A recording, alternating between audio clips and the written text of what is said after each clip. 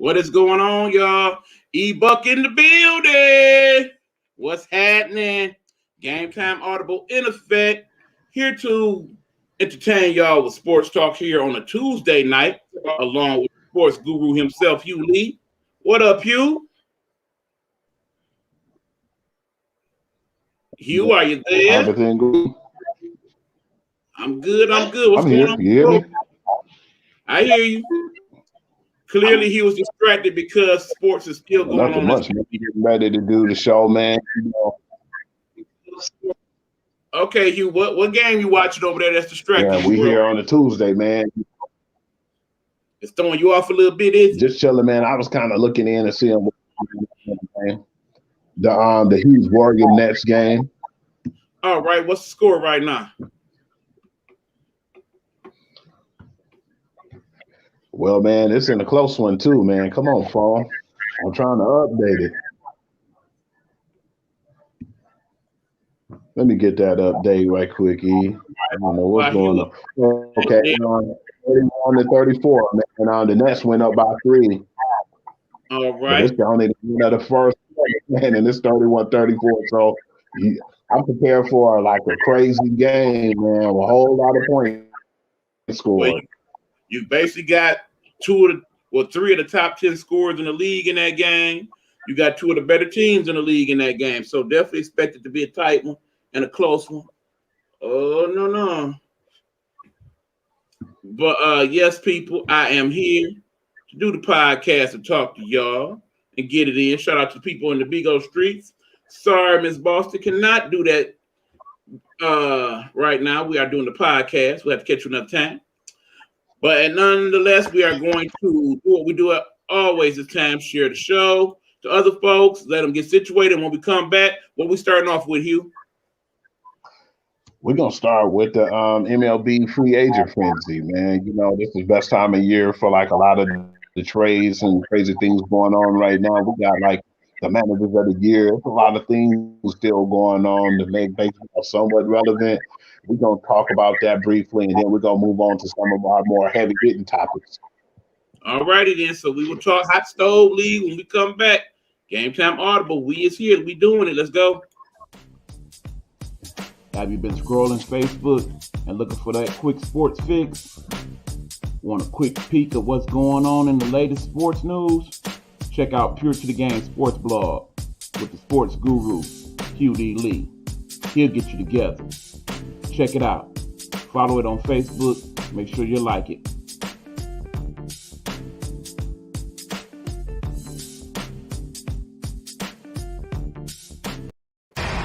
Viewer discretion is advised.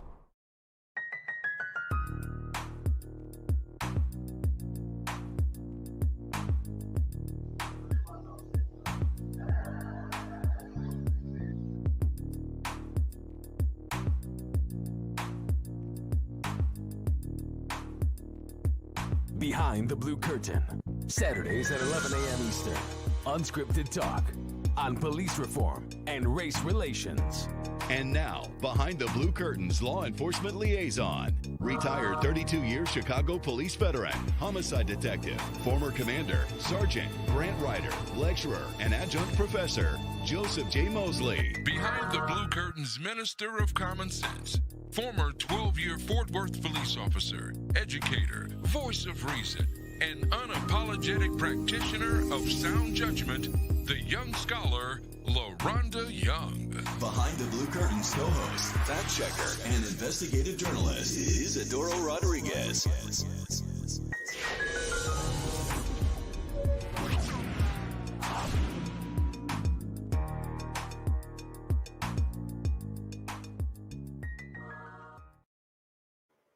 What up, y'all? Game Time Audible is back. We are ready to get it cracking. As soon as we get Hugh back here. Hugh, you there? Yeah, I'm here.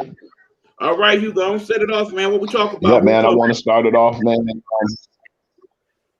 Yeah, but anything that I sent you today kind of shocked me too, man. And I'm wishing this guy well, man. He one of our favorites. We talk about him a lot, man. One of our favorite pitchers, man. Which we talked about this as well. Los Angeles Angels are trying to get more stacked at the starting lineup in their pitching rotation because they had one of the worst rotations for many years, and that's what I think held them back.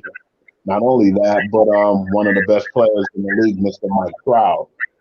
Now, today they made one of the early splashes, man. They ended up signing Noah Syndergaard to a 1 year, $25 million deal. A lot of people think they overpaid for him, but I feel like, man, this is a good chance to show his stuff. Once he had that Tommy John surgery, he wasn't quite the same, and now he could come back this year with a new team and get a fresh start, man. How do you feel about that news coming out today with Noah Syndergaard? Well, as you know, we've been talking about it on the show all along, how the Angels have been very, very thirsty for any type of consistent quality pitching, in particular starting pitching. Remember, when they had the draft in June, the MLB draft, the Angels did an unprecedented move, being the only team to ever use all 20 rounds of the draft to draft just pitchers. They only drafted pitchers in that draft. That just lets you know what their commitment was. They have come out showing that, yes, we want pitchers. We are buying pitchers. We got plenty of offense here. We like what we're doing defensively. We feel like that is what's been missing all this time, the pitching. And then when you consider the fact that Houston is pretty much going to be breaking up after this offseason, that several of those pieces will probably move on somewhere else, this is their time. And the Angels realize that, and dadgummit, they're going for it. That being said, I really hope that Syndergaard comes back healthy, not just healthy, but healthy, because we've seen his best work, and his best work is pretty much Cy Young level stuff. So if they can get one good Cy Young season out of him, in addition to that young man, the Superman of the Angels himself, Shohei Ohtani, we might have something there, folks. They definitely need him in the rotation right now, too. And I've been hearing rumors, and I know you've been hearing the splashes. We don't know what's official yet.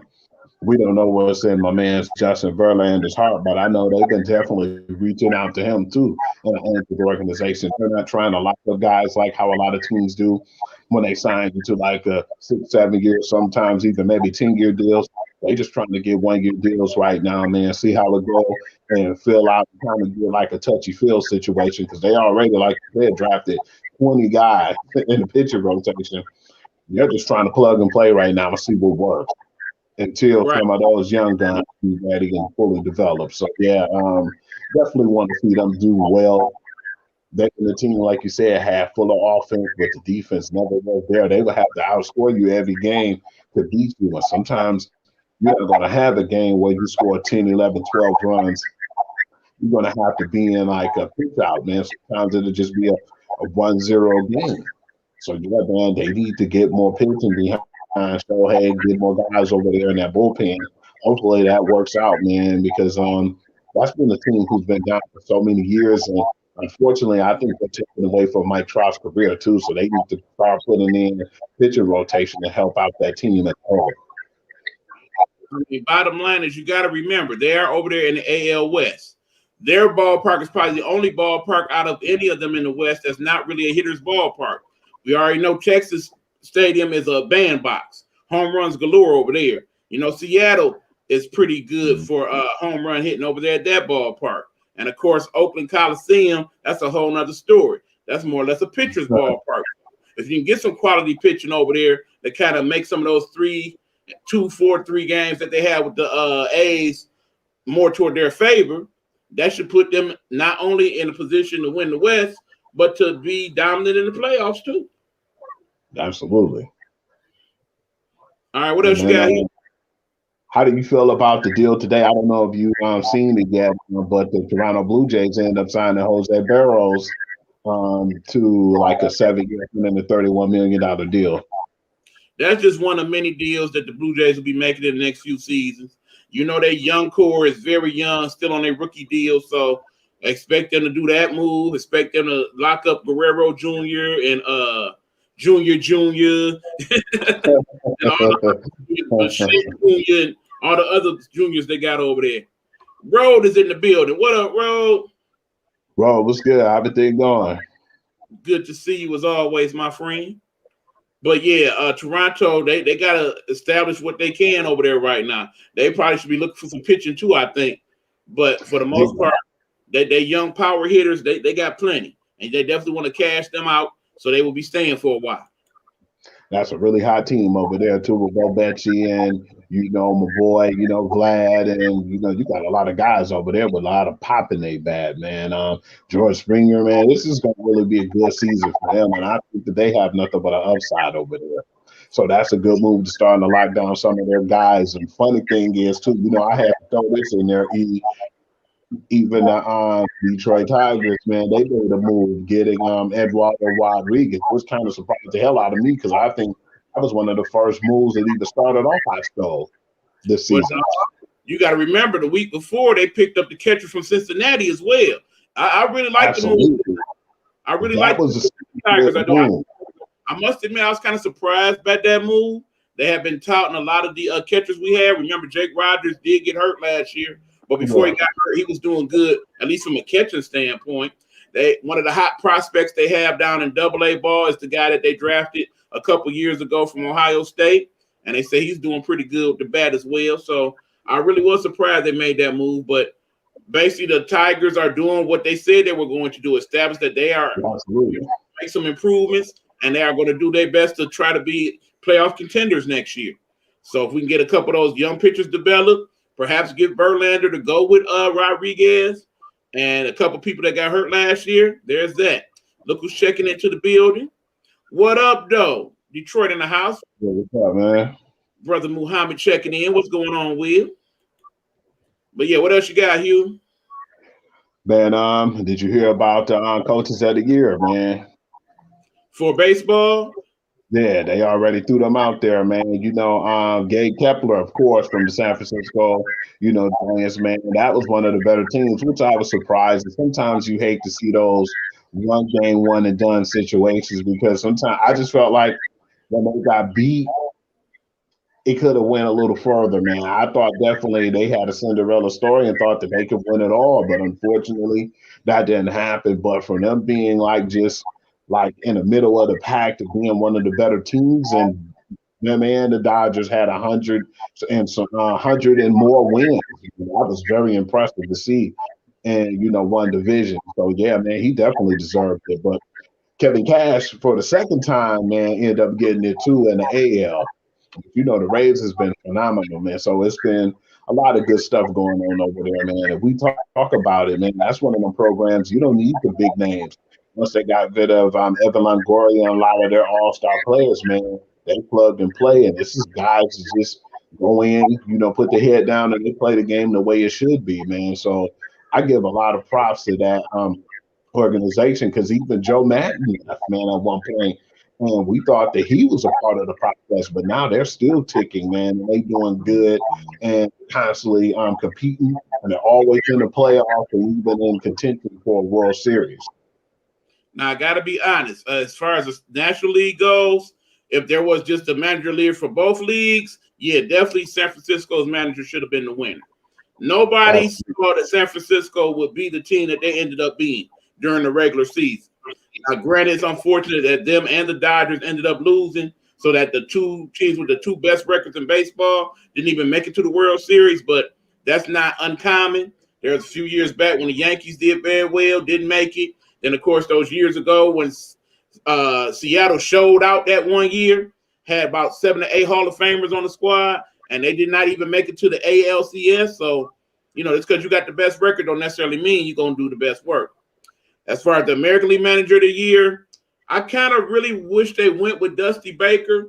I understand the whole enigma of what happened with Houston over the last couple of years, but think about it. They brought Dusty in to kind of calm that team down and give them some sense of normalcy, try to, get that organization running properly with a quality manager. And I think he helped them ride the storm and make it to the World Series. So I honestly felt like he should have been the American League Manager of the Year. That's just me. Definitely, man, because a lot of the stuff he had to go through, man, and it's good to see him back in the game, man. Because when he was out of the game for so long, I was always saying, man, we needed to take a look at that man, even though they said they were going to go younger with the Tigers, but then I still felt like they needed a guy, no nonsense guy who could put up with young egos and put them in their place. But man, he's good with veterans too, man. You seen how he took control of that Houston team. True, true. Like You I been said, hearing about the, yeah, go ahead, Hugh. oh, go ahead. You heard about the little beef that was going on today between one of the former Mets players and the New York Yankees. Nope, fill us in. Thought that was kind of funny, man. It was a little exciting, man, to see a lot of the stuff going on the off season. Marcus Stroman, they had put a picture up of him. Like, you know how you can Photoshop pictures nowadays. They had him photoshopped in the Yankees, uniform. They were saying that the Yankees was looking for some more starting pitching to court. And so that's when he came in there and he had a meme with 50 Cent when he was in the car. He turned and looked and have a laugh on his face and pull off. So that offended a lot of Yankee fans, and they start to, give Marcus, Stroman a lot of heat. And he clapped back at him, man. And it was just a funny situation to see that even though they're not even playing right now, how competitive baseball players are. I mean, the whole thing is when you look at the Yankees, they deal with off season a little differently.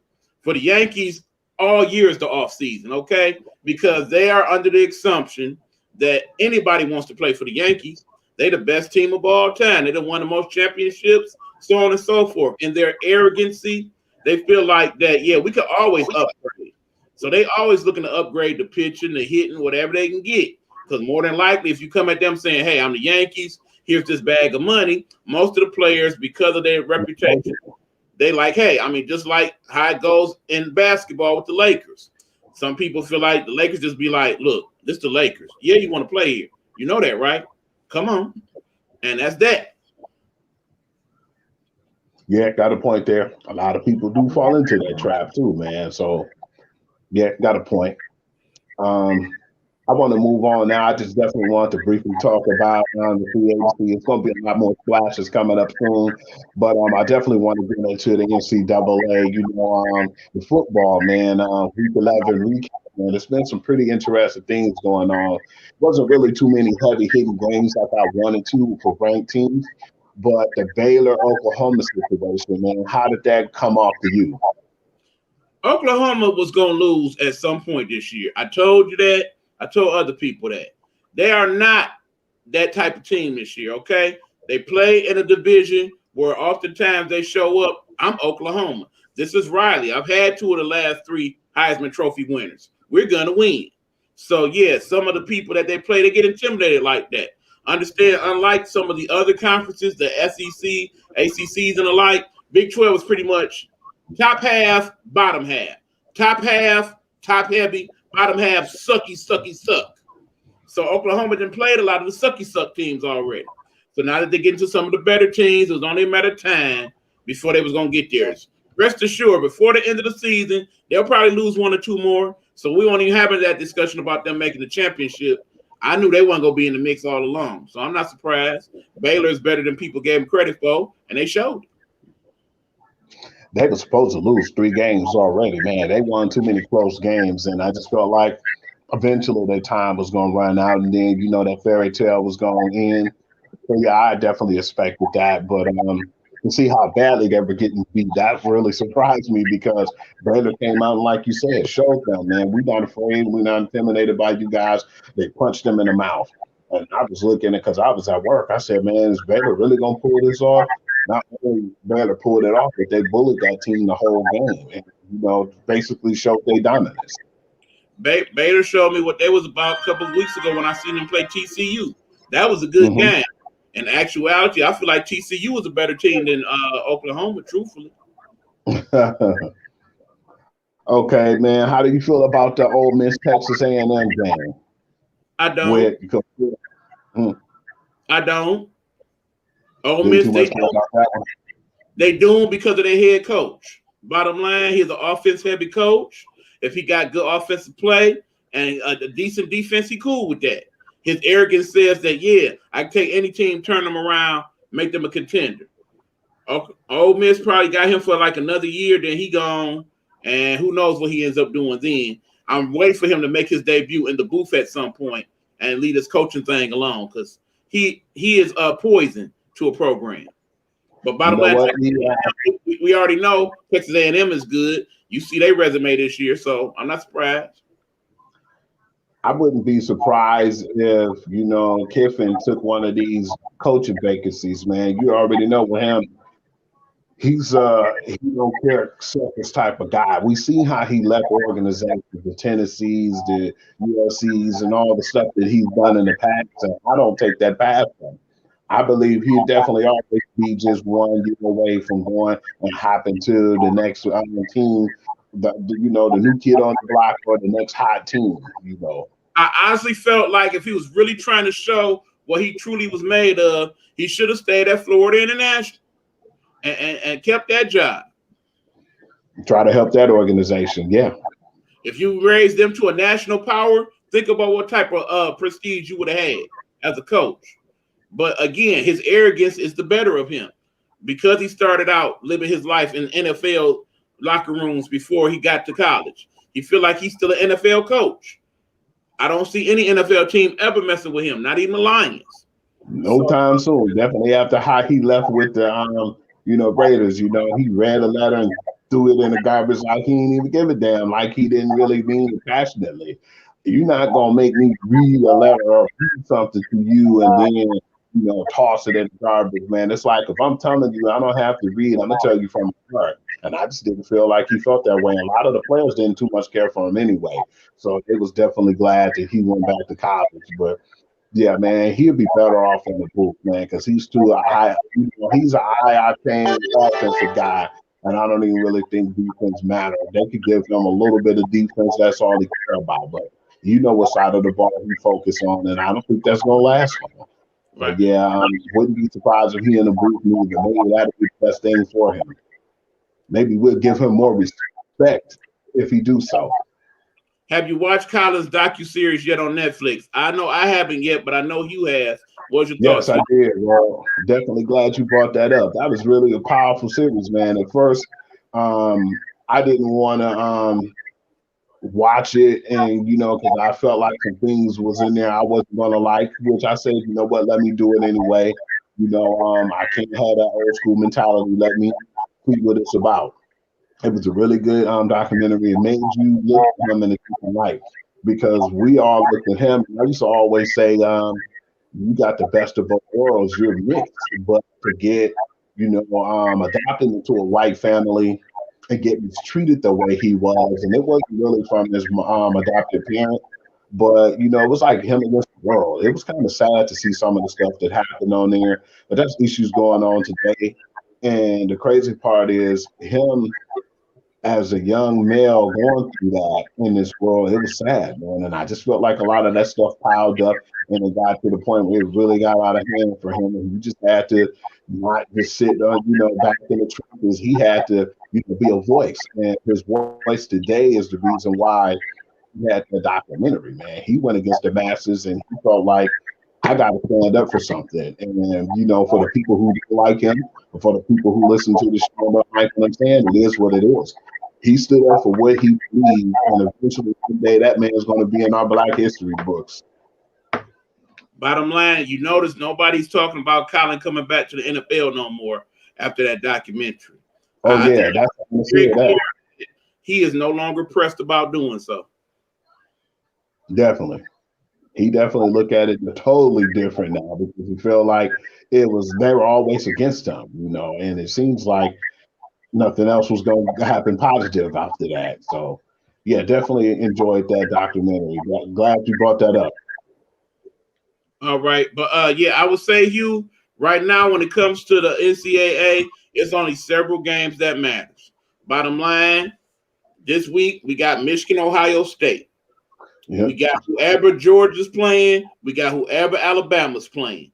Those are the only games that really matter this week. Next week, obviously, Michigan and Ohio State, especially if Ohio State goes on and beat Michigan State, as we figure they do. At that point, the only games that really matter is again, whoever Alabama's playing, whoever Georgia's playing, Michigan, Ohio State, and basically who Notre Dame's got at that point. Because those games will dictate who eventually will be in the championship. Bottom line is we pretty much expect that Georgia and Alabama got a date with destiny at some point soon in the SEC championship game, and the winner of that game is automatically in, flat out. We pretty much also assume that whoever wins the Big East, as in the Big Ten East, if they go on to win the Big Ten championship, they automatically in. So we got them two teams, and then everybody else is fighting it out. Oregon, even though they rank third right now, as far as I'm concerned, they're not going to make it. They're not playing enough good teams to where they're going to get enough votes to render them in the championship. The only way I see them making is if all these other teams just start losing these last couple weeks. And I don't see that happening. Like you said, that Pac-12, that conference not really as strong as it needs to be to help them out. And yeah, they've been playing good ball, but the only really one of the main teams that, shined or really came out to us and made us look at them was when they beat Ohio State earlier in the season. And they didn't have Kevon Thibodeau, man. So that was huge. I think they didn't have him, and they didn't have another defensive player on the team either and still won. So that was a huge game, but then it was still early in the season. The kid, the quarterback for Ohio State, still young, man. He's still learning, but you can start to see now, man, that guy's starting to click. That team is starting to roll and put the pressure on his shoulder. And he seemed like he embraced it now because they're definitely the powerhouse that we knew that they were going to be this season. His best games are ahead of him. And I'm not even talking about this year. I'm talking about in general. I think when all is said and done, Stroud will be one of the best quarterbacks Ohio State ever had. He looks that good, too. Yeah. I definitely agree with you on that. All right, man. I want to talk about some of the NBA, too. There's a few things I want to talk about and brush up on. How do you feel about the Chicago Bulls' strong start? I know it's still early, but they've played some competition, man, and there's been some pretty good teams that they've been in battle with. Well, before we get there, Hugh, let's take a quick commercial break. When we come back, we'll get straight into the NBA. Meanwhile, make sure you got an update for us when we come back on that scope. Come on. I gotta look at that. You got Hugh over there. You got me over here. And right here, we got our boy Meech. What up? Hello. It's another glorious day, my T-Steppers, and you know what time it is. I hope you have all of your comfort together because it's time to dish tea. And you're dishing tea, darlings, with Big Meech. Can't wait. It's time to dish tea with Big Meech.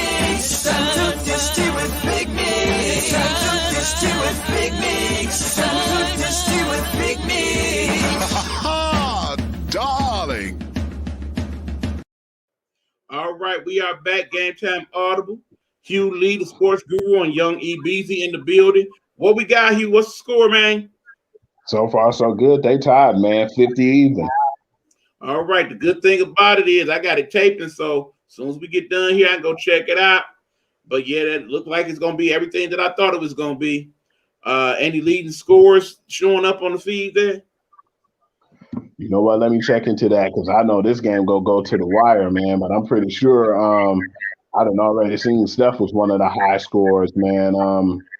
Yeah, he has 14 now, and the surprise is the other high scorer, not even Kevin Durant or James Harden, man. It's Bruce Brown. He has 14 to match. Wow. Now that's some breaking news right there. He's 6 for 7 in field goals too, man. So that's huge. Well, understand, he ain't played that good since the playoffs. He had an excellent playoffs, but it seems like now he decided to step his game up tonight. So it'll be interesting to see what he ends up with score-wise. But, okay, back to your question about the Bulls. Basically, the Bulls, they do look pretty good this year. They got one of the better records in the East right now. I really didn't even realize what they had going over there until I actually seen them play the other night and saw the roster. I mean, that's a good mix between Levine and DeMar DeRozan, and of course the Fro one, as he's wearing the Fro these days. That would be one of the Boss brothers. I started to call them sisters. Lonzo. But yeah, they're a good team, the three of them. So my thing is, I think they'll come into play if the rest of the league over there, the Milwaukee's and Cleveland's and Detroit's of the world, don't improve any. But I do fully expect all those teams to improve as the year go on. I think we're getting the best of what we're going to get from the Bulls right now. So the only way I see them improving beyond what they're doing now is that they actually bolster up that bench a little bit. That bench kind of shady. Starting five look good. That bench over there in Chicago, not so much. So I think that's going to dictate how far they go this season, how healthy the starters can be, and what they can do to develop that bench. They definitely gonna have to try to sign some of the veterans in the league, man, on the deadline. There's some of the guys who go and get a buyout to try to go to another team to try to compete, because that would be their best chance. Because like you said, but you have a strong starting five and the bench is not good, then that's gonna put more pressure on that starting five. Nikolai Vucevic wasn't even back yet, man, and then they still doing this. So when he come back to the fold, it's gonna be really dangerous to see him, Levine, Lonzo Ball, and DeRozan. It's gonna be pretty good to see, man. But like you said, they still got to show up that bench. But right now, I think they are in the middle of the pack. I think that they probably be surprisingly enough 6, maybe 8 seed in the East, because you know the East is not really that strong, man. Like we were wanted to be. It's getting there finally once again, but I see them like going to be on the bottom of the pack, you know, once the time playoffs come around. I would agree with that. That sounds about right. All right, what else we got, Hugh? Man, how do you feel about what's going on right now with LeBron James, man? I don't know if you heard by now, but they're saying that he should be back no later than Friday. When y'all gonna understand what's really going on? If this was playoff season, LeBron would be playing right now. Y'all know that, right? LeBron is resting. He never wants to admit it. They will never want to admit it, but LeBron getting old, y'all. You can't play 100 games a season after doing it for the last 20 years. Understand, LeBron is damn near his 20th season right now. Think of how many players in the NBA have actually played 20 seasons. That's a very short list, people. You basically got people like Kobe, you got people like Kareem, you got people like Robert Parrish. After that list is short. I do believe Karl Malone played 20 seasons. It's not many people that did 20 seasons. So that being said, take those people and give them the mileage that LeBron has had. LeBron has pretty much been in the playoffs down there every season he's been in the league. Not only that, he done been to the damn finals almost 11 times now. That's a lot of wear and tear. It's a miracle that he is in the shape that he is, that he's still even not 100% one of the better players in the league. You basically got him, you got Tom Brady, you got the Williams sisters. Outside of that, everybody got that type of longevity. And funny thing too is I was looking at Skip and Shannon, and they were talking about that today too. One of the topics was Russell Westbrook, man. How bad he's been performing right now, man. And it's like they thought that he'll be a little bit more under control once he came to the Lakers, where he'll have a little bit more subtlety. He get real frustrated over there still. The turnovers are still high. He's still having issues. And I just still feel like right now, man, Shannon even said it best, man. Around trade deadline, they should be trying to look for a trade partner, man. And he was even talking about where is John Wall, because he'd rather get someone who, like, a team didn't really want, because they said he was basically getting paid just to sit out over there in Houston. So they like, yeah, man, let's just go ahead and try to get this guy on the team and ship Westbrook out, man. Do you think it's a little too late for that, or you just feel like they made that bed and now it's time to lie in it? It's still too early to be talking about that. Westbrook will be fine. Remember, when all is said and done, he playing at home, okay? At this point, because LeBron is out, he's doing too much. He understands that, you know, they are counting on him to major contribute. I think once LeBron reestablishes himself as the leader on the floor on that team, Westbrook will find where he fits in at, and it'll be all good. What kind of frustrates me is the fact that they got people like Rondo on the squad. I think they need to utilize him more in the offense. Rondo has not been playing. I mean, we shouldn't have to wait for it to be playoff Rondo. Rondo has some good minutes left in him in the regular season. I agree. Auntie Lacey, Miss Jotty, what's going on? Thanks for checking in. Couldn't even argue with that, E, because of the fact is Rondo's a good contributor, man. He's not selfish. He puts the team ahead of him, man. He'll give you the assist all day, man. Just get in the right position, man, and he'll give you the ball. You never have to worry about that every time. One, he is a good ball general. In other words, when he is on the floor, he helps to make things happen.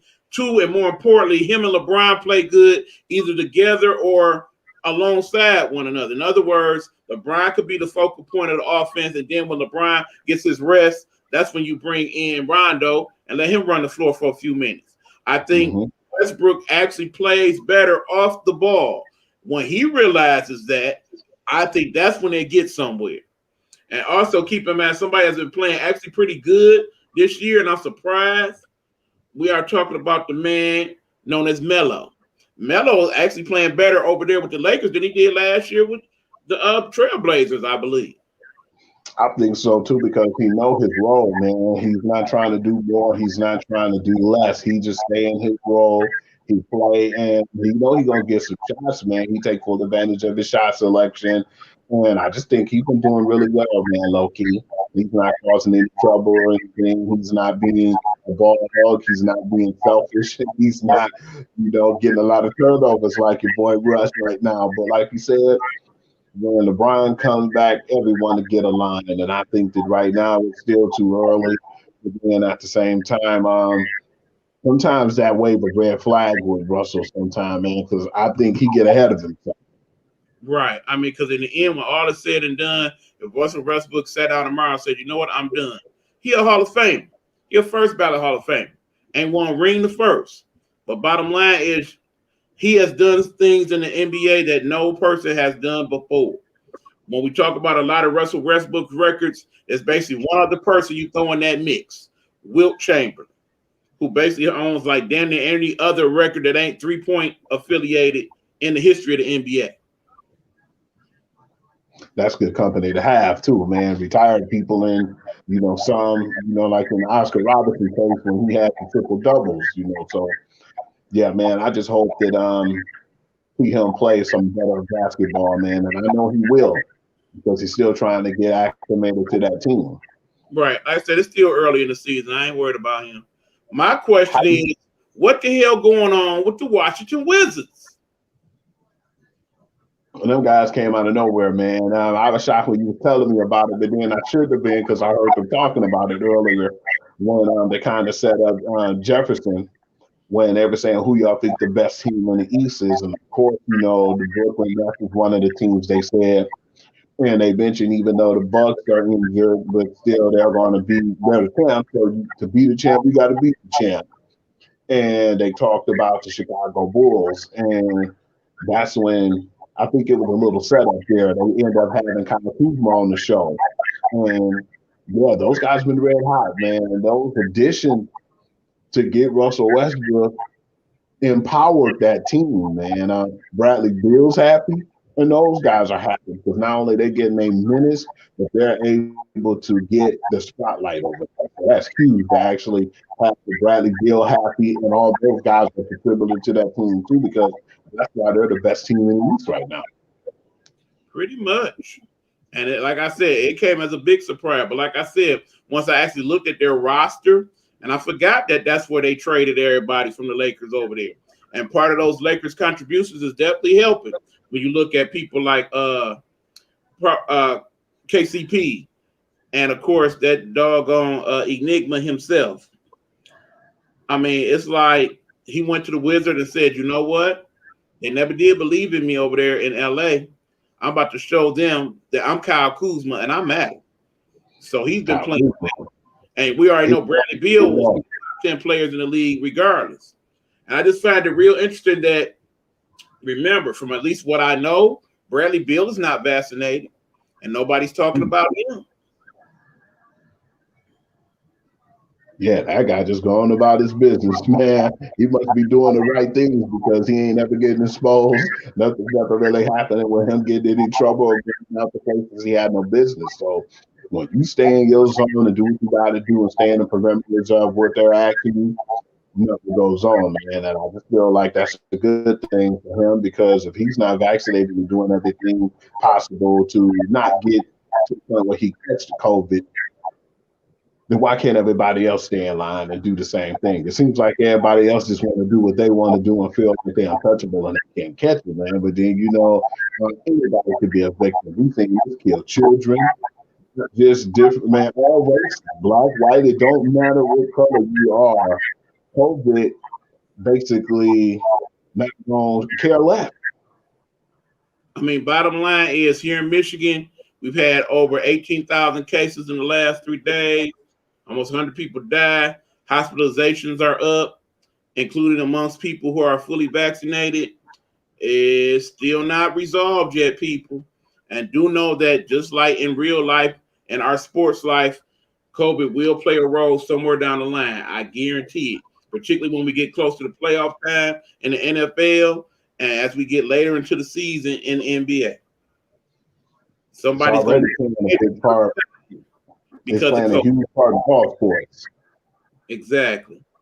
I want to get to the topic down. I know you heard about this, man. I'm actually kind of happy to see stuff like this going on in the NBA. It seems like the physicality is starting to come back into the sport, man, because it's early in the season and there's a lot of heat and there's a lot of hatred right now going on. And I haven't seen that since the 80s, early 90s. So I'm kind of happy about that, and I know it'll probably take away from the game, but I still love the physicality of the game, and I know you too. How did you feel about the Marquise Morris and Nikolai Jokic, the Jokic beef they had with the Joker? That whole, not just them beefing what will happen, but how it went from the court to now on social media. The Morris brothers mean, okay? They've been mean. When they played at Kansas, they was mean. They was doing little chippy stuff even then. Oh, yeah. I'm not surprised that they monkey in the middle of some of this stuff. Marquise and Marcus then both had issues already this season with certain individuals. That's how they get down. They put themselves in the mindset of who else? Think about some of the enforcers in the league over the years. Charles Oakley's and Xavier McDaniels, some of those guys, the Chuck Persons. Exactly. Yeah, everybody, old school guys, man. Right. Because like I said, I see them two dudes, and I think Rick Mahorn all day. They are players along those ilks. You're not about to punk me. You're not about to intimidate my team. We going to deal with you how we got to deal with you, and we ain't scared of you. Did you think that was a cheap shot, though? Good to see you, my peoples. Yeah, go ahead. Did you think he shot or a blindsided hit when he did? Because he kind of came and kind of gave Jokic a nudge and thought that he was going to get away with it. Jokic 7 feet, and you're close. You're like 6'9", but Jokic wasn't going to play that. I'm glad he did what he did because centers today, to me, in the NBA are not centers. They're hybrid power force and they're soft. I like the fact that he stood up and said, "Hey, little guy, you ain't gonna do this to me. I'm not gonna allow you to get away with that." Shaq and Barkley loved that, man. They were so happy to see that. Bottom line, you got to remember, there's always been that stigma among the European players over the years that these European players, they soft and they play soft. And the best way to get into their head is to bully them and rough them a little bit. Remember, that's how they used to deal with Dirk back in the day over there in Dallas. How they tried to do Petrovic and all those type of folks when they came in the league. But here's the thing. Joker, he cut from a different cloth. You see what I'm saying? He ain't down for the dumb. Bottom line, he the MVP of the league. You gonna give me my respect. If I can't give my respect, I'm gonna take it. Tyrus, thank you, bro, for getting me awesome. You know how we always felt about the European players, man. We always felt like they were pancakes in Europe, and I'm just glad to see one of them starting to, embrace being an enforcer right now. I want to ask you this too, man, because it's still early. I know the league is still kind of early right now coming to be 8. We haven't really had that many games, but as of now, How do you feel, or who do you feel is like the biggest threat, or would be the biggest threat for Golden State in the Western Conference right now? All right. Let me first acknowledge Guapo. Thank you, Guapo, for the gifts. Appreciate you. Good looking. Right now, I say in terms of threats for Golden State, the only one I'm really concerned about to any extent is Phoenix. Because right now, Phoenix is not playing their best ball, but they still got a good record. They still playing everybody pretty tough. Chris Paul ain't quite been Chris Paul so far this season. Booker ain't really scoring like he was last year. Even the big man ain't putting in the type of work that I thought he put in. I thought he would be one of the best players out there this season after all the confidence he gained in the playoffs. But all that being considered, if they turn to that next level, turn it up a notch, I definitely see them being in the mix. And remember, when we talk about Golden State, they're not even at 100% right now. They still missing two of their starters from basically the last year or two. When you talk about Wiseman, the big man, and of course, talking about the shooter himself, the other Splash brother, Mr. Thompson. The other half of the Splash. So we get them two back healthy. That's limit for the Warriors. I want to know when Utah Jazz going to really step up and play their ball, because last year we knew that record was just abstract. We didn't think that it was really nothing to be afraid of, and they showed and they proved us right. When are they going to say, okay, enough is enough, and they're going to, try to step up and try to be the, team that we think they can be in the West, man? Or do you think they're just going to do what they normally do, play well enough to get to the playoffs, maybe the second round, and get bounced out again? That part right there. Yeah. So bottom line, the only way they get to the next level is if somehow we get Mitchell to play better than he has ever played, offensively and defensively. And I don't think we're going to get that. I think this is the best he got right here. We somehow get Conley to finally truly step up to what he was like in Memphis, because he's gone to Utah, done decent, but we ain't got Memphis Conley there. And we need the big fella to actually be a scoring threat of major proportions. And I don't think that's ever going to happen. Rudy Gobert is going to be a decent defender that throws in some buckets every now and then. So because of that, I see them making the playoffs, get to the second round as usual, and getting bounced out. Can't argue with that, E. We're going to move on right now. We're going to go to the NFL Week 10 recap, man. You already know, man. Don't make fun of me and don't even talk at me right now. Even I have to say this, man. But I know you respect me saying this right now.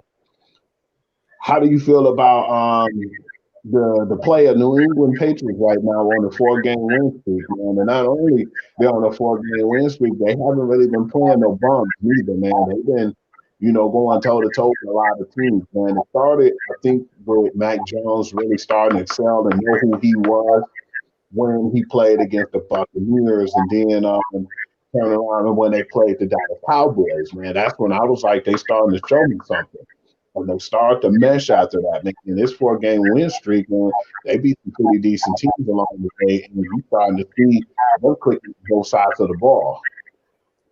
See, what's that face for, man? Explain yourself. Well, I'm glad you're feeling better. Thanks for letting me know. Look, man, why you gonna start out the NFL with your favorite team, quarterback by Mac Jones, who went to what school? You? Alabama. I bet you do know what school he went to. Out of all the teams you could have started out with on the NFL, you had to go with the New England Patriots. Really? You know it's gonna be a trickle effect, though. Some of the stuff is gonna be definitely a trickle effect. People, I want you to listen to some of these scores from last week, and then we're gonna go from there. This is last week's scores, okay? Cowboys 43, Falcons 3. Titans 23, Saints 21. The Colts beat the Jaguars 23-17. The Patriots, which he just mentioned, beat the Browns 45-7. Of course, there's the infamous tie game. You know we're going to go there. So we got to talk about that, unfortunately. 29-19. Panthers beat the Cardinals 34-10. Breaks off of them. Broncos 30-13 at Denver. Packers beat Seattle 17-0. And the Chiefs blow out the Raiders 41-14 in Las Vegas. And then, of course, there was last night's debacle. And you know it, babe. Cowboys in the house. Taste me in the building. Talk about them Cowboys. It is always a Cowboys fan on the show. You know that, Hugh. You can't shake them. They are everywhere. But no, let's talk about some of these games. Now, I understand that. Was I surprised New England won? No. Was I surprised by how much they won? Hell yeah. Yes. This was supposed to be a rebuilding year for New England. I felt like at best they would be 8-8, especially when you looked at their division. Miami was supposed to be coming up. We all know what Buffalo got over there. The Jets were supposed to start to be on some type of dummy mission.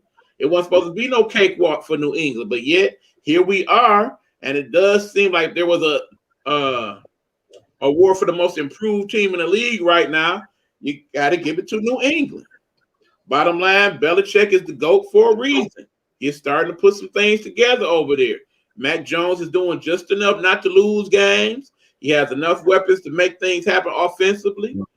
Defense looks good. Remember, last year, a lot of that defense did not even play because they opted out because of COVID. Yeah. So now we get an understanding of what the defense looks like.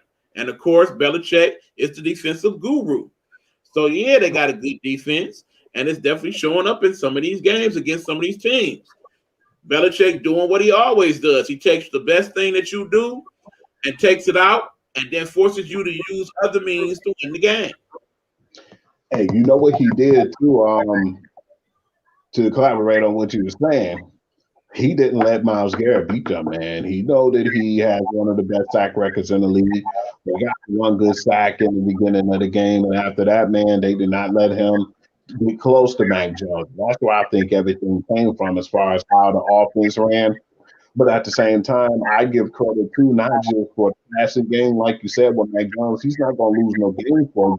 He's not going to be put in a situation where he make bad decisions. But to see Ramondre Stevenson, the way he's running the ball, and Damian Harris when he's healthy, man, that's definitely helped too. That takes a lot off of the rookie because of the run game has been so effective. But Matt Judon was a heck of an addition to the team, and he's one of their team leaders now. Then, you know, we can't forget about Dante Hightower. I thought it was a silly move to let Stephon Gilmore go, but then, you know, you still got Dixie Jackson, and then Jalen Mills been doing just enough to where he's not getting embarrassed, you know. But yeah, the biggest surprise to me was how Kyle Duggar excelled, man, this year, because I didn't think he was going to be as good as he had been. He's definitely one of the team leaders and one of the emotional leaders, and they play as good as he play on defense. Bottom line, Judon is the truth. That's the little engine that could over there. I think with him, okay, we got an update from Guapo here. We got 69-58 Warriors right now. Oh, they starting to go pull away with it, bro. Well, you got to remember, when you look at the last 10 seasons, the team with the best quarter in the NBA is the Warriors. Their third quarter is the highest scoring quarter of any team in the league in the last 10 years. They always come out in the third quarter, guns ablazing. So I'm not surprised at all that is the case right now. All right, E, we about to start getting into the other games too, man, that you were talking about. OBJ and Von Miller Rams debut. How did you feel about their debut game? I struck a nerve with that one, huh, E? I don't know what to say about that game. Here I am on FanDuel, like, yeah, let me go and get this easy money tonight. I know the Rams about to come back and make up for that embarrassment last week with the Titans. Let me go and put a couple ducats on them. So I ain't even going to watch the game. I'm going to catch up on some of my other TV. I wasn't worried about the game. I go check on my update on the phone. What's the score? What the hell? Time out. Turn this on. And then I turn in right as there's Matthew. I'm like, uh-oh.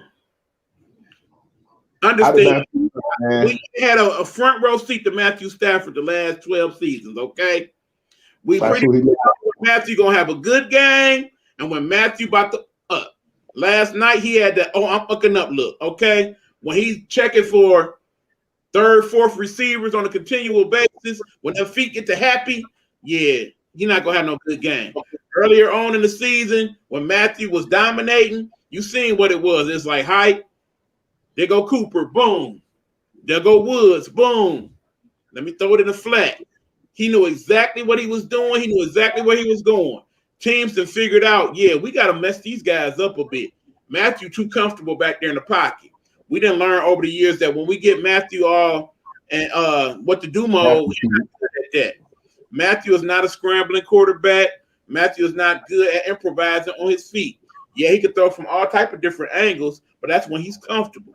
When he's not comfortable, not so much. Not so much. So bottom line, I think what the Rams fans are learning now that Matthew is a good quarterback, but he is not a severe upgrade from what you had if everything else is not working properly.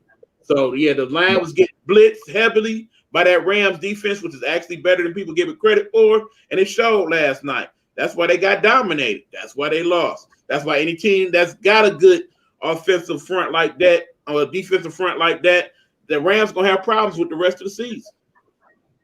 San Francisco 49ers been bad for so long. Let me, improvise. Let me speak on that. When you're bad for that long and the Rams was in the same boat, you're going to get first-round picks. You got your Nick Bolsters and the guys on that defense with San Francisco 49ers, the engines that could. And what they did was, I think they took a blueprint, and more people going to start implementing this in their game. They're going to take that game plan from the Tennessee Titans, how they basically was rushing and putting pressure on, Matthew Stafford, like you said, get him shook, and to have those penguin happy feet and make bad decisions, and that's what San Francisco. That wasn't even the Titans blueprint. You know where they got that from? They got that from the Lions when they played the Lions. You see, the Lions played Matthew like that, and damn, they beat the Rams. Pretty good. You didn't even think about that. It's just the Lions didn't have the athletes necessary to keep that up for 4 quarters. That's why it worked for them. But that blueprint been out here for weeks. Yeah, for that to happen with San Francisco like that, man, if you told me they were going to bully them in the run game and then do play action, because Jimmy G looked sharp, man. Many times I've said on the show, and I definitely said on my page, man, my Facebook page, that he's a bum. I've said that several times, man, but when he's comfortable in the pocket and can basically throw to his receivers, he looks pretty good. You always see flashes, and he only been like a starting quarterback for like 2-3 years too. So I had to put that in consideration. But he was fine at Deebo Samuel. He was fine at all the guys he needed to find, man. He's gonna find George Kittle, and I was just really surprised at how bad the Rams looked within the last few weeks, man. The last 2 weeks they played from the Titans of this game, Matthew Stafford only scored like maybe 3 touchdowns and had 4 interceptions on top of that. And that's the topic I want to get into next with the GOAT himself, man. Do you think that with their games, should you start showing concern with the Tampa Bay Buccaneers, because they end up losing the game to New Orleans, and then they turn right back around and lost to, the Washington football team? Stop, Hugh. Same. Stop. Okay. You already know what it is. Tom Brady is older, okay? You're not going to get superstar Tom Brady every game, first of all. Second of all, no Antonio Brown, no Gronk. They ain't been playing for weeks now. With them two on the field healthy, they don't lose that game. They don't lose the game before that. Yeah, you don't got. I'm not worried about the Bucs at all. They'll be in the playoffs. They'll make noise. Would not be surprised they make the Super Bowl. We can move on. Kurt Warner definitely talked about that and touched on it a little bit when he said that team's not healthy and they're going to lose games until everybody can really, to get healthy in the season. So Okay, I just basically want to touch on that because I just want to know where your head was at on that situation. X. Okay, are the Tennessee Titans and the Green Bay Packers the best teams right now, respectively, in their division, or the AFC and the NFC, in your opinion? Don't you like how all that just went away as soon as Rodgers came back and started playing? Ain't heard nothing about none of that since then. Mm-hmm. Did you notice that they had the press conference on Sunday? There he was yet again with no mask on, like he never had COVID. Don't you find that interesting? It was like a blur, like nothing happened. Exactly. You let that been Kyrie, and it'd have been totally different. We ain't gonna get into that. E. I just had to throw that out there. But bottom line is, the Packers are in our division, and we suck. We suck. The Vikings ain't all that great. The Bears suck. They making the playoffs. They're going to be one of the top 2 or 3 seeds, barring any major injuries to Aaron Rodgers. So we know they in the mix. The Titans, all they waiting on is to see what happens with the big fella. Somewhere somebody is there with Derrick Henry saying, "How your foot, bro? You need a massage? You need a rub? You okay? You ain't getting down, is you? Do we need to call a therapist?" They're doing everything humanly possible to keep that brother in a good state of mind, knowing that at some point later in the year, he will be back. If the Titans can maintain until he gets back, and then a rested Derrick Henry comes back at least 90% healthy, they right in the mix up. You know what's funny too, E, to me, is that dude just as a freak as anybody would ever imagine. I wouldn't be surprised if he come back around the playoffs and they make a splash. But then, you know what I want to talk about, and I know you're going to like to hear the truth from him, is the fact that Ryan Tannehill has to prove that he's worth that money that he's getting paid now. We don't have Derrick Henry to pitch it off to right now. And so he's going to have to prove he's every bit of that money that they gave him. When a lot of us was scratching our heads and saying, you know, how come Henry didn't get a share of that money when basically that's all he was doing? He'd take a couple steps back, he'd turn around, pitch it off to Henry, or, you know, put it in the stomach, and Henry did the rest. And I said he did rewarded for Henry and what Henry was doing. And that was the question mark to me. Now Tannehill has to play quarterback now and don't hide behind that weapon he had behind him. But it's his show now. The Titans still have one more weapon that we need to see more of. It's time for that man to step up. Julio, where are you? You've been on the milk carton this year, man. You said that, E. I got to say I was wrong because I thought if he was going to come out and go crazy over there because, you know, the A.J. Brown effect too, man. He was definitely going to get some looks. He's been hurt. It don't seem like he's bought into the system. It's like basically he going through the motions, man. I'm not even really thinking that he has that same passion he did with the Atlanta Falcons. And I wish he can hear what I'm saying right now, man, because right now I just don't feel like he's the same player. He have to admit, you said that, and now it's starting to, you know, take effect. He's on the middle, man. Will the real Julio Jones stand up? Yeah, rumor has it Julio's their second choice anyway. Originally, they wanted A.J. Green, but when he ended up going with the Cardinals, that's when they went for Julio. Imagine what A.J. Green would be doing right now over there. Man, you know he was going to get tons of looks outside of head because, you know, D-Hop over there, so that's their guy. Yeah, that would have been interesting to have him pick up A.J. Brown, man. The A.J. effect, that would have been really interesting, man. Right, I and know speaking of the Titans, I do have a nice temporary solution for them, seeing that this person just recently got released from the Ravens. You might as well give him a shot. You'll get him for the cheap. Go ahead and get Bell over there and see what he got for a few weeks till you get the big. I don't see why not. Might as well. Hey, what you got to lose, man?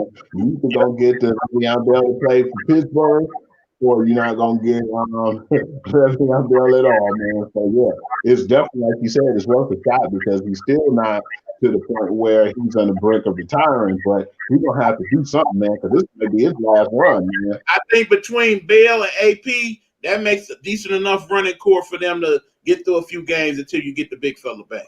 Win a decent amount too. All right, let's talk about skeleton in the room, man. Cam Newton reuniting with the Carolina Panthers, man, and he had a big fan coming back, man. He's fully vaccinated, and he showed that Superman can still be Superman whenever you need him to. He might not be able to do it in like a long-term situation, but for right now, I'm saying I believe he could. Stop. Could it be Aunt Nikki in the building? Sister! Check it in the Vigo streets. Aunt Nikki! I can't believe it. Oh my God. Oh my God. Love you too, sister. Wow. My night is made. We talking Cam Newton and Aunt Nikki in the building and showing out. I see you, sister. I see you. Okay, look. I am so happy for Cam Newton. If he don't do nothing else the rest of the season, he had this moment in time. Great moment. Understand, I'm probably thinking he probably was just as surprised as anybody else when Carolina gave him that phone call like, yeah, let's talk. But why did he give him that Whoopi Goldberg meme, man? You seen that comments that he made before they end up making that call. That's ironic, man. He felt like it was common the way that they treated him. Hello. Are you in the middle of your show? Yes, I am. All righty. Thanks for checking in, Dimey. Yeah, I've been very popular in Bigo for other reasons this evening. I'm not available for PKs this evening, people. I am sorry. I apologize. I know y'all used to me being free on Tuesday, but we're doing the show. My bad, Hugh. Had to interject that for me. But yeah, Cam got the call. They said, yeah, let's do it. And I know part of Cam was like, thank you, Jesus. Somebody still wants me.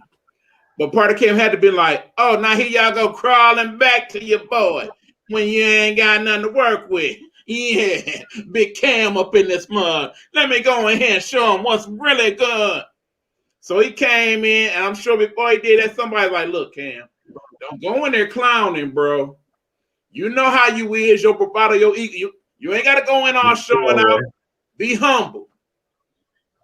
Be humble, bro. So he came in on his humble stuff. Like, look, we know why I'm here. I'm here to play ball and win ball games.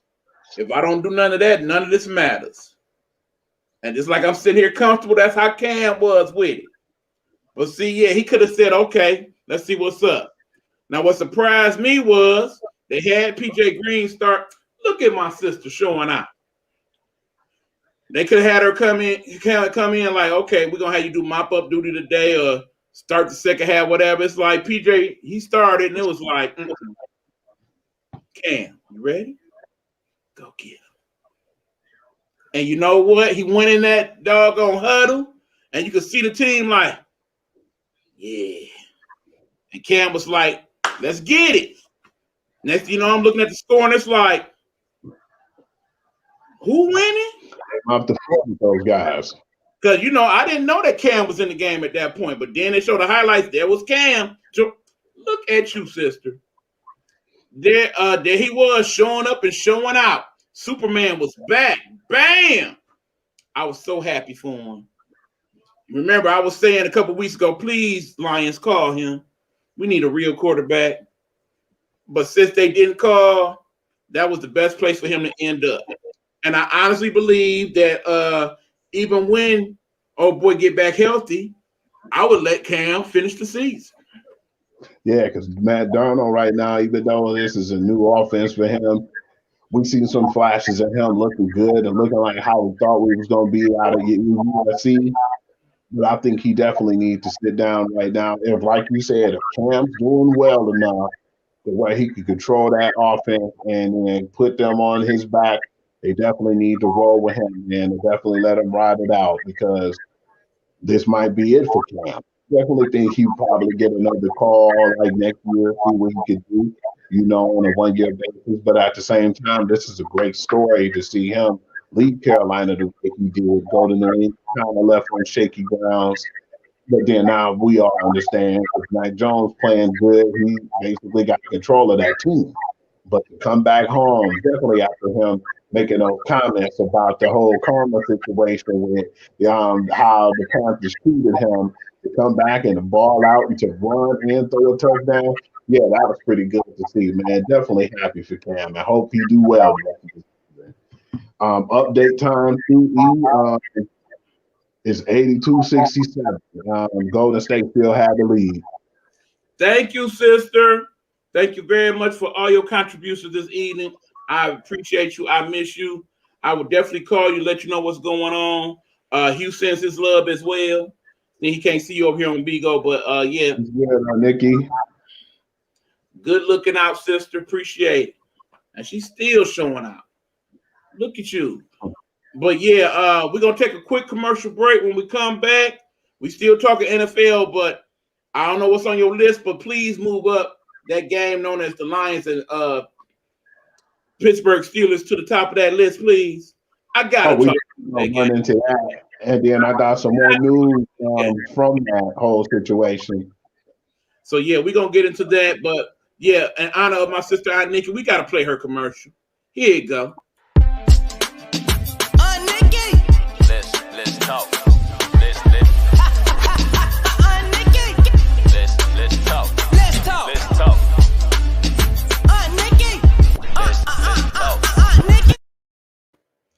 There y'all go. Aunt Nikki in the building. Glad that she is here and checking out everything going on and showing love and all that. Miss you, sister. Need to see you on the air more. Hopefully that will go on. So I know you've been busy and all of that. I just definitely want to say prayers and shout outs to you and the fam. Speaking of people on the fam, Coach B is in the building. What up, Coach V? What's good, man? Just talking these NFL games. You right on time because we about to talk about these doggone Detroit Lions. Now, understand, people, being a Lions fan could be very stressful at times. It could be very frustrating. That's why people say, why be a fan of a team where you know they're not going to win that much? I can't do it. That's why I go take on other teams as my team. And I get that. But in the same token, here I am, Lions fan, off work early, fully invested in the game. It is a sloppy mess in Pittsburgh. It's a sloppy mess here in Detroit as we're watching it. Here they are, the Lions playing. The Steelers without their starting quarterback being Roethlisberger. Oh, I said, if any day we're going to win, it's going to be today. And as the game starts and Pittsburgh starts to pull away early on, it's like, I was wrong. But a funny thing happened. The Lions started to believe in themselves, and the rain started to get harder. So here we are in the fourth quarter, the Lions and the Steelers. What are you thinking at that point, Hugh? I said, man, this is funny, man. For all the people who think the Pittsburgh Steelers is a great defense, I don't know, man, because of the one kid, who was a punt returner. Akawibe, I think that's his last name. He ran a 45-yard touchdown on y'all. He looked like Junior on that run. Sure. And then I started looking at the people at the job, and they looking at me. We stopped eating, and we all just sat around, and we just paid attention to the TV. So what's sad was we all was thinking we had a chance. Man, they about to actually do it this time. That kicker missed that field goal. You got this squad because your original kicker is hurt, man. It just seems like we always get that bad luck for the football guys. If you didn't resign anybody on the Lions last year, you should have resigned Prater. What the hell were you thinking? Now, there's Prater down there in Jacksonville rotting when he could be here winning games for us. If we had Matt Prater, we would not be without a win right now. We at least would have had about 3 or 4 wins at this point because we got Matt Prater. Half of the things that he had to do on 4th down and whatnot, he wouldn't have done. He would have kicked it because more than likely you're going to get the points. We wouldn't have lost that Baltimore game. We wouldn't have lost that Minnesota game if we had Matt Prater. We wouldn't have lost this game if we had Matt Prater. What the hell were you thinking? Correction. That dude is on the winning team right now, man. It's just been so low key because you don't even hear his name because the team's so good. He playing with the Arizona Cardinals. Prater's with the Cardinals? Mm-hmm. Okay, I got that all wrong. But no, it is a former Lion on the Jacksonville. Oh yeah, the kick return. Marvin Jones Jr. And Marvin Jones Jr. too. Also, my bad. That was my mix-up. But anyway, he's supposed to be on the Lions. Okay, the Lions have a history of sucking, but they also have a history of having very good kickers for long periods of time and paying much money to keep them. Going back to the Eddie Murray days, going back to Jason Hanson. Going back to Matt Prater, he should have retired a Lion. Why they did not make that happen, I do not know. But that being said, that was one of the worst looking field goals I ever seen. I do not know if they released him or not, but bottom line is whenever the other kicker is healthy, I fully expect him to be released. Please do not put him back on the practice squad. We do not need him. Hell, the other kicker that you had in the preseason, you let him go. He kicking field goals for another team and doing quite well. I forget what team he is with. But yeah, he lost that game. Obviously, some of the decisions that Dan Campbell made lost that game. Clearly, I'm still wondering why on earth is Jared Goff still in the game if he is injured to the point where he can't effectively throw the football. You see how much he struggled throwing the football in the last 2 quarters. You see that he's not good with throwing a wet football. I do not understand why these quarterbacks even attempt to throw a wet football with gloves on. I understand the gloves are designed to have these special grips and whatnot, but we set ourselves up to not win that game. Even after we got the turnover at the end. Run the damn ball to the middle of the field and let Stupid kick it. Now, granted, if Stupid was a better kicker, he would have made the kick and we've been out of there with the win. But the bottom line is that might have been our last chance, people. I think the Lions have one more chance this year to legitimately win unless they meet up with Green Bay at the end of the season and Green Bay has absolutely nothing to play for. Because at that point, they put in Jordan Love, and I think anything is possible if he is the quarterback. Because he is Goff minus 12. He is terrible. And if they don't improve on him, they better pray like hell that they get Aaron Rodgers to come back. But anyway, 16-1 in my mind is even worse than 0-17. It really is. Especially when you consider the other games that we almost won. Except for 2 miracle kicks and a couple bad plays. It seemed like the football guys always, give us a path, and then when we think we're going to get it, they just pull the rug away from under us because not only did I thought that game was won because we didn't have Big Ben, but Minka Fitzpatrick and TJ Watt both got hurt in that game. Yes, they did. For us and giving us that opportunity, and thus far, Lions still find a way to lose. The Lions going to be Lions. Right. That being said, yeah, we saw how the Browns played last week, but we got them this Sunday, and guess what? They're about to get healthy on us real quick. And they're going to take it out on us, man. Do you understand how I will be if we somehow find a way to beat the Browns this week? I'll be so disgusted. Out of all the teams you finally win, that's so yeah, my thinking is the Browns whoop us up, and then the Bears come into town on Thanksgiving, and that's the game that we win. winning that game for us will be like winning 3 or 4 games, really. Because you got to realize that's a nationally televised game. Everybody will be watching. The Bears are slightly better than us. I mean, at least they got somewhat of a quarterback. But Bob, if they're going to win any game out of the rest of these, it's probably that. Otherwise, that 16-1 look real good right now. I absolutely agree because just don't see it, man. And then one thing that scares me about the Bears right now, which I'm not sure we can even beat them, is because how great Justin Fields has been playing lately, man. He's been really playing good and giving them the chance to win. I feel like the Steelers should have lost that game for sure against them, man. That phantom call against Mark Castles, man. I just thought that was really crazy. You know, thinking that that's how they lost the game over crazy, opponent call. Yeah, when I felt like if they had that opportunity, they were definitely going to go in and score. So, yeah, man, it's just basically, I don't know if it's karma or not, but trying to us is just like losing almost. Mm. All right, well, what you got, Hugh? Yeah, man. Are you intrigued with this situation? They're saying there's a possibility the Big Ben won't even be back next week. As in next week? Yeah, I already know about that. I don't think it matters. I don't.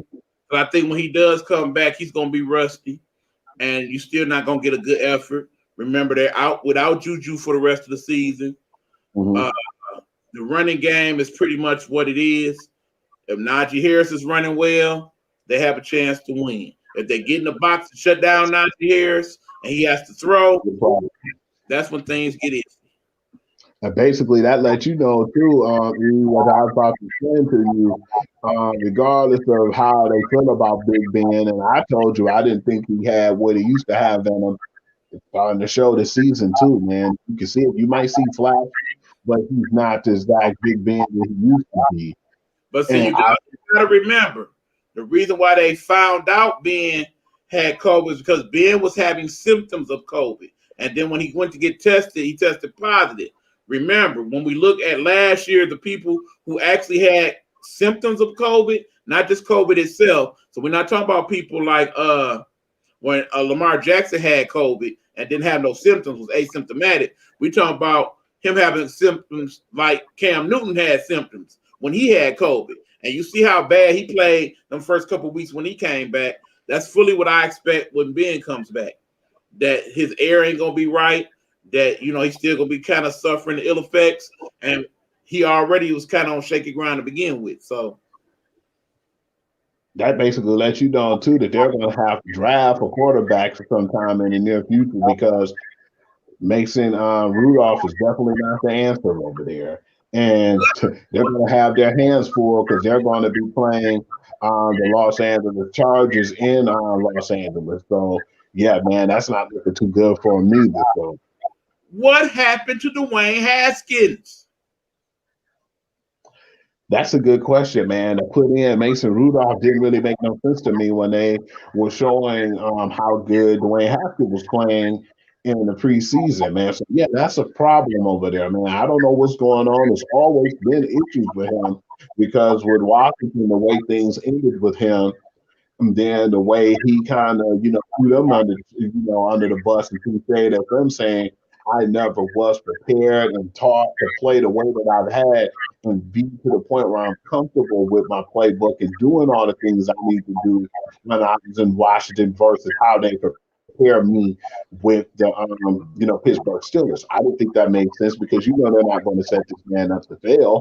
So yeah, I just thought that was probably him putting shade out there, but at the same time, something's definitely not clicking because if it was, he would definitely be playing right now. So yeah, I just don't see how things are going to be with him, man. He may just end up being one of those guys who's going to be just a backup quarterback all this career. Update, E. They run away with it, brother. They running away with it. I don't want to tell you the score because I don't want you smiling over there, man. 98-76.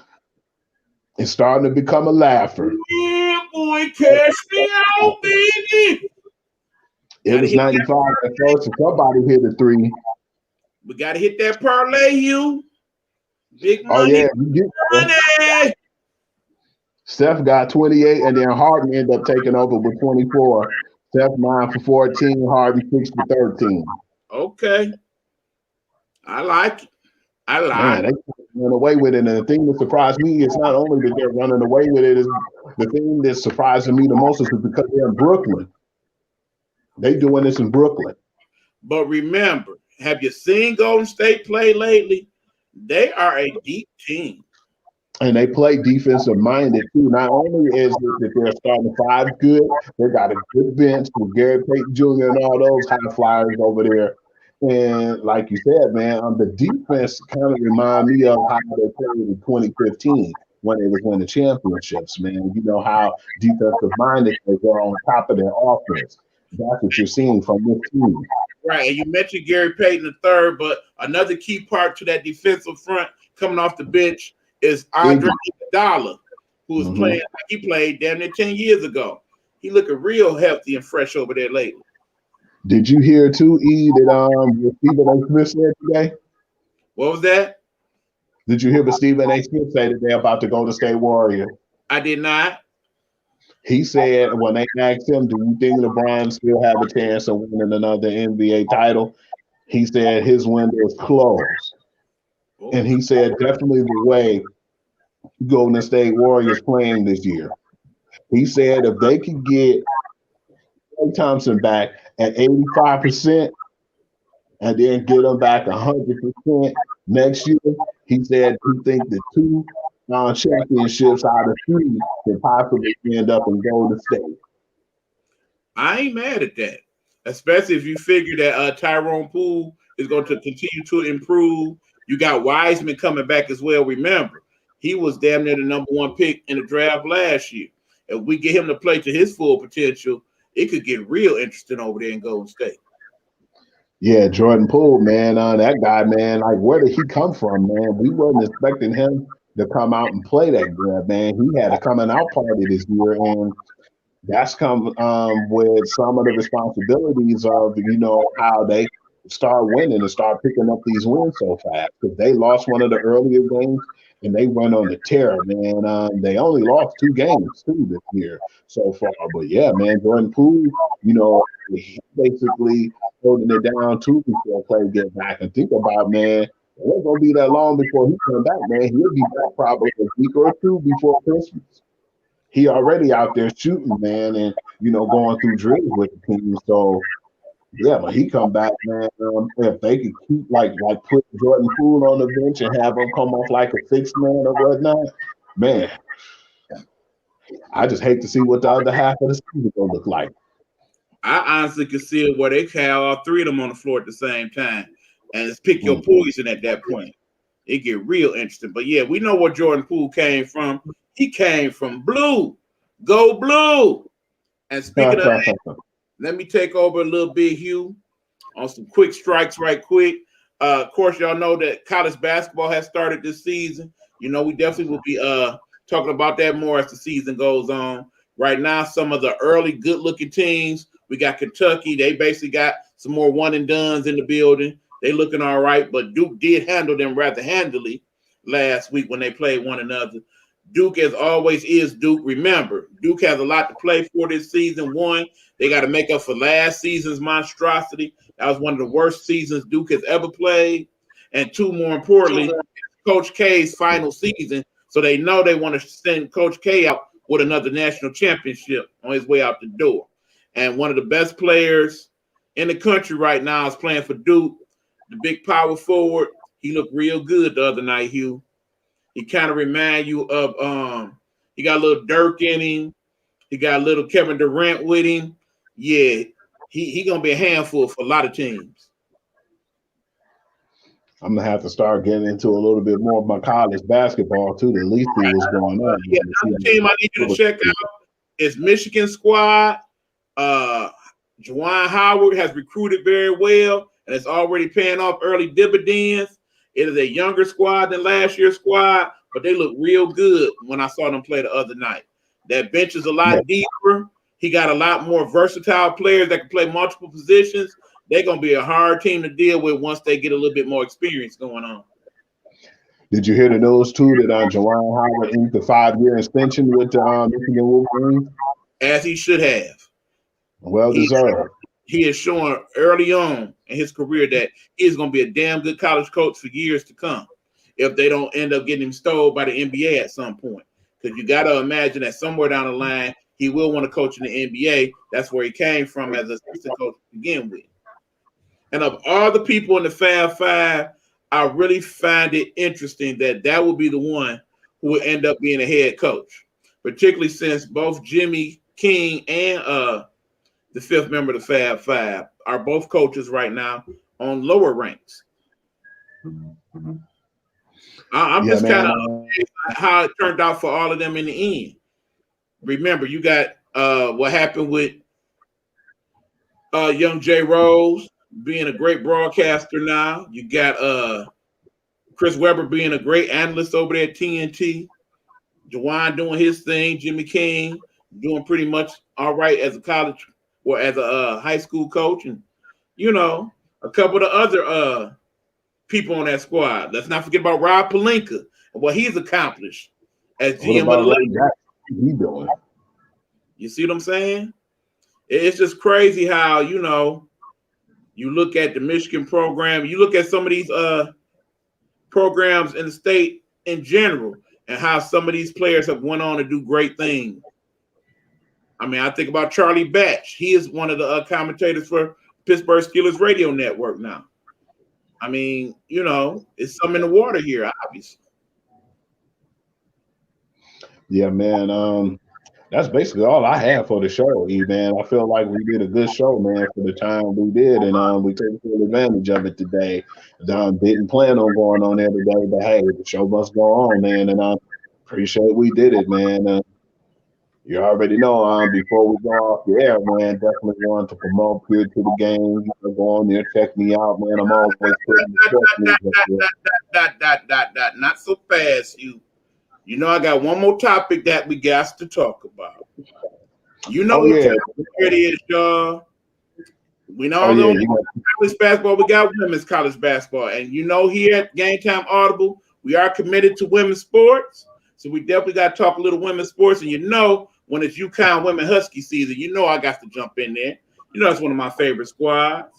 And, of course, they started their season last week playing Arkansas, which, of course, was the only team in the regular season that they lost to last year. So, of course, they had to get their revenge, and they did so, led by this young lady right here, one of my favorite college players, one Paige Beckers. Understand, last year when she won College Player of the Year, she was not 100% for half of the season. We learned this at the end of the season when she actually had to have surgery on the bad ankle she was playing on. She is back 100%. Coach Oriema has basically mandated her, you got to start scoring, not just concern yourself about making your teammates happy. When it's time for you to take over, I need you to do that. First game against Arkansas, it was okay that first half. Second half, Paige took over. Understand, that's one of the better teams they're going to play all year, that Arkansas Razorback team.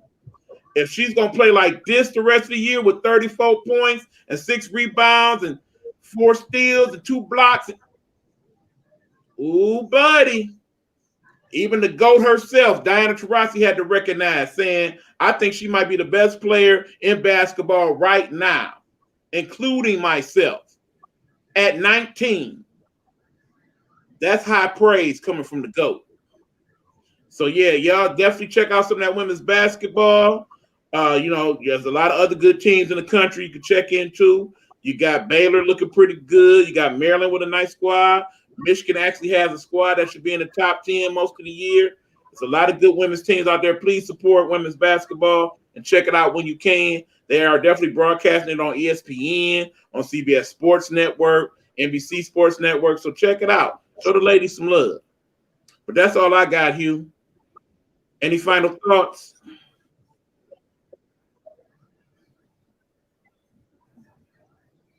Man, don't watch that game, man. It ain't even worth watching, man. Them dudes up 26 points now. What game we gonna really watch right now? Come on, man. It's a I'm laugher, folks. not watching that game, man. I'm gonna watch it because I like seeing Steph go And I off. said something, man. Like I said, that is definitely a statement that the Warriors made tonight over there in Brooklyn. They are definitely looking like the team to beat right now. But yeah, go on, tell them about Pure to the Game. Yeah, man. Y'all check out Pure to the Game whenever y'all get a chance, man. I'm trying to build, my fan base. I usually try to get the best news and information. Most times I'll be one of the first to get some of the news out there, especially when it comes to the NFL, man, before ESPN or even Bleacher Report. So, yeah, definitely check me out, man. Trying to build my rapport, man. And if you have any questions, want different things or different sports talked about on the show, man, just interact with me. Let me know what's up, man. Let me know if you like it. If there's things I can improve. It's not just my blog, it's for the fans. So, yeah, definitely give me a look up, man. Definitely appreciate the love for the people who do as well. Absolutely. I know one thing, Hugh, I definitely need you to start keeping us up to date on them injury reports. For us people that are starting to be degenerate gamblers on FanDuel and whatnot, it is definitely helpful to get them ahead of time so we can make some good bets. Definitely will, man. I definitely appreciate you saying that, man, because whenever there's injury reports on any sports now, I definitely make sure I try to get on that and let y'all know ahead of time so y'all to know who to put in or what teams to go on bet on. Yeah, I definitely make sure I put that in my repertoire. I appreciate you, bro. With that being said, y'all, we about to get up out of here. We got to work in the morning. But thanks for checking us out. For those of you who end up missing us and catch us on the reboot, not used to us being on Tuesday, it was reasons for that. Perhaps we reveal that somewhere later on down the line. But for the time being, just know things are good here. And keep us all in your prayers. There's a lot going on in the Nighthawk Network, unbeknownst to you, the people. But do know we are in need of prayer right now. We're trying our best to keep it going and keep motivated and stay up as we get through the rest of this troubling year. So we thank you for that, and we appreciate you. And we will be back next Wednesday to talk more sports with you guys. Until then, I'm signing off. Hugh, the last word is yours. What you got? All right, man. Y'all have a good one. God bless, and just pray that we can have a fun and safe holiday season, man, and make it through the new year, man. I'm definitely glad to see all y'all here on the show and giving us support. I'd be definitely happy if all of us can make it through the new year, man. So hopefully we have a lot more interruption and exciting stuff to get us all on, man. Absolutely. Appreciate y'all. Yep. Well, all right, y'all. Until next time, shout out to y'all in the Bigo streets as well. We will catch you. We is outie.